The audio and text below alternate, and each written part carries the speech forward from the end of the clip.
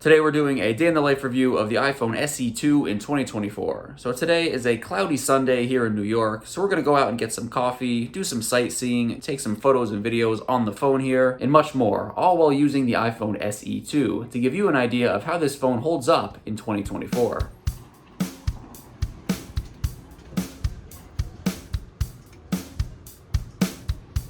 So the iPhone SE2 was released back in 2020, and as is always the case with SE iPhones, this device is a combination of an older iPhone design with newer internals. This phone features the older iPhone 8 and earlier style design with the 4.7-inch LCD display, a home button and Touch ID, and a single 12-megapixel rear-facing camera. However, it's powered by the more recent Apple A13 processor, which is the same processor that powers the iPhone 11, which was the newest iPhone at the time of the iPhone SE2's release back in 2020. And the A13 processor is still plenty fast and responsive in 2024 on the latest iOS 17 update. However, the bigger factor of concern with an iPhone like this that's coming up on 5 years old is the not great longevity in terms of major iOS update support over the next several years. This phone is definitely nearing the end of its lifespan for major iOS update support, unfortunately. It's not going to happen within this next year, but still soon. We'll talk more about this in a little bit. The SE2 has a 1,821 mAh battery, which honestly for most users is going to provide a pretty bad battery life.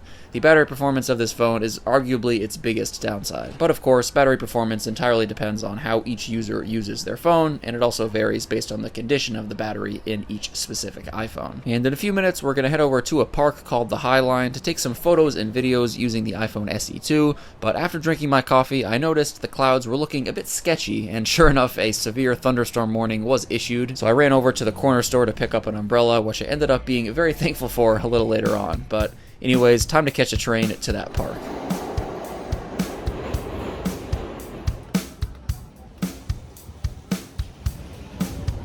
So the High Line is a park created on an elevated old railroad track which runs through the west side of Manhattan. It offers some easily accessible greenery in the city while also giving you a great view of the skyline. So here's some photos taken on the SE2 in comparison with photos taken on the one generation newer SE3 and on the latest iPhone 15. The SE2's rear-facing 12-megapixel camera has an f1.8 aperture and takes good-looking photos. At first glance, there's no shockingly apparent difference between it and the newest iPhone 15.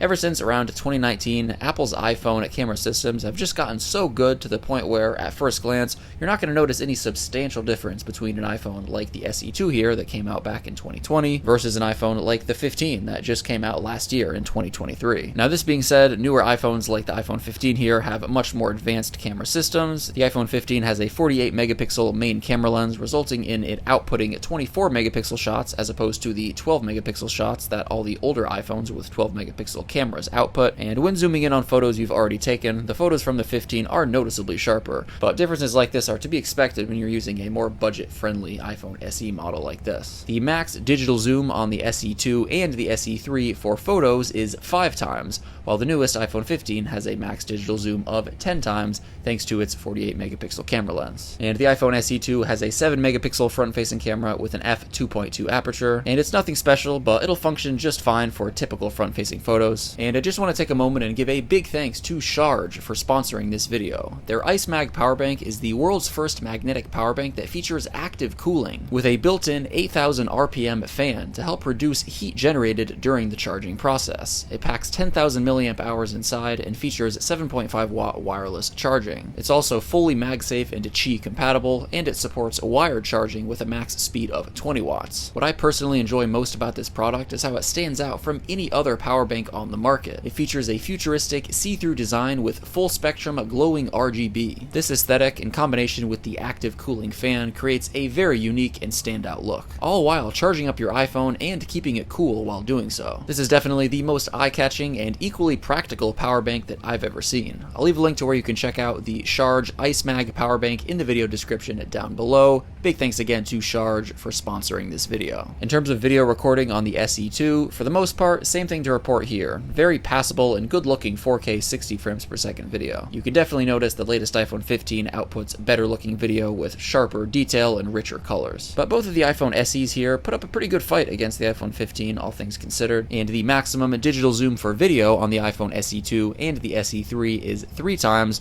while the iPhone 15's maximum digital zoom for video is 6 times. And again, the front-facing camera on the SE2 is not very high quality, but it'll work just fine for any video calls or casual front-facing recordings.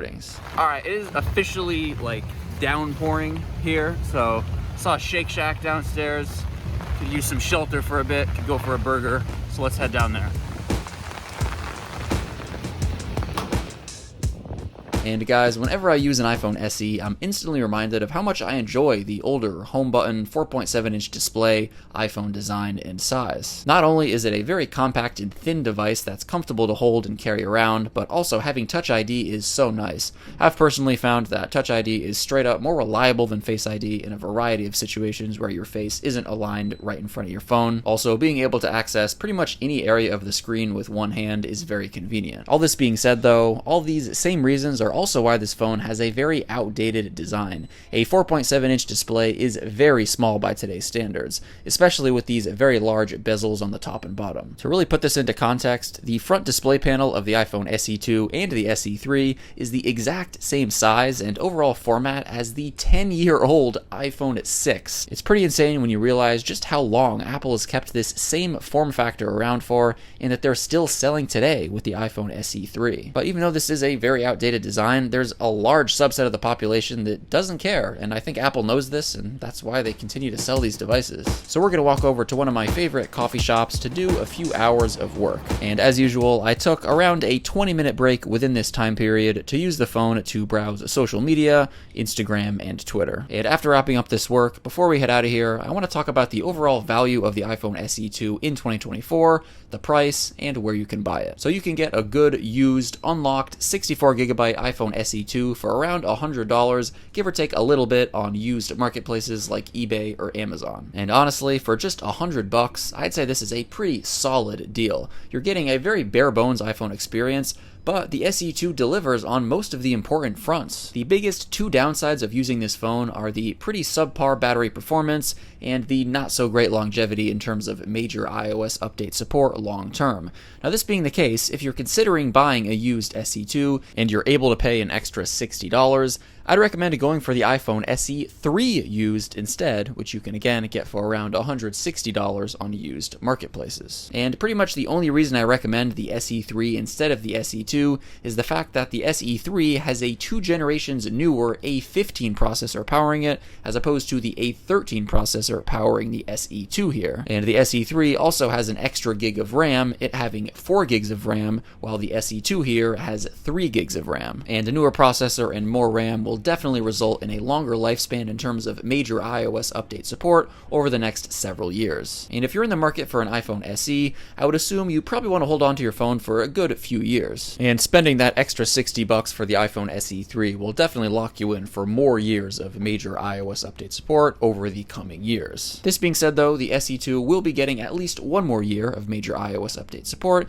as it will be getting iOS 18, which is coming out later this fall. It might even get another year of major iOS update support with iOS 19, but it's hard to know for sure. Within the last several years, Apple typically supports iPhones for 6 to 7 years of major iOS updates. And the SE2 here is about to go into its 6th major iOS update with iOS 18. So it's definitely at the end, or at least nearing the end, of its major iOS update support lifespan. Where on the other hand, the SE3 is only about to go into its 4th major iOS update with iOS 18. So again, the SE3 will certainly be getting supported by major iOS updates for longer. But if your budget is capped around the $100 mark, the SE2 is still a very solid value. And something else you should always know when buying a used iPhone is the battery health capacity of the iPhone you're buying. As always, the battery performance of any device will vary significantly depending on the condition of the battery in that specific device, depending on the level of battery degradation that has occurred. Just to let you know, the iPhone SE2 we're using in this video is at 100% battery health capacity. This is a device that I have dedicated for review purposes, so it hasn't been put through that many charge cycles. But most iPhone SE2s circulating in the wild will not have 100% battery health capacity, as most of them have probably been put through many charge cycles and used for many years. I'd only recommend buying a used iPhone if the battery health capacity is somewhere around the 90% mark or higher, just to ensure you're getting somewhere close to the full battery capacity of the device. This info is often listed in the listing for used iPhones on used marketplaces, and if it's not there, I'd recommend asking the seller. And here's a photo taken in a darker environment on the SE2, the SE3, and also the iPhone 15. Now, unfortunately, both of the iPhone SE models don't have night mode, so you're not going to get those darker shots brightened up like you get on some of the more luxurious iPhone models. You can see here on the iPhone 15 how much of a difference that night mode it does make. So if you do a lot of nighttime photography, you'll definitely have a disadvantage using an iPhone SE. And after heading back to my apartment, I spent the next hour streaming music using Spotify from the SE2 to my AirPods while taking care of some household tasks. I then took a 20-minute FaceTime call and then proceeded to use the phone for around an hour and 20 minutes doing a variety of things, checking some emails using the Gmail app, and browsing Instagram, Twitter, and YouTube Shorts. And midway through this, I noticed the battery was getting pretty low on the SE2 and it did die a few minutes later. So I did have to charge it back up. As I said before, the battery life on this phone is definitely the biggest weak point. So I charged it for around 20 minutes as I was continuing to use it, and I got it back up to around 40% before unplugging it again. And as usual, I capped off the night with 1 hour of YouTube video streaming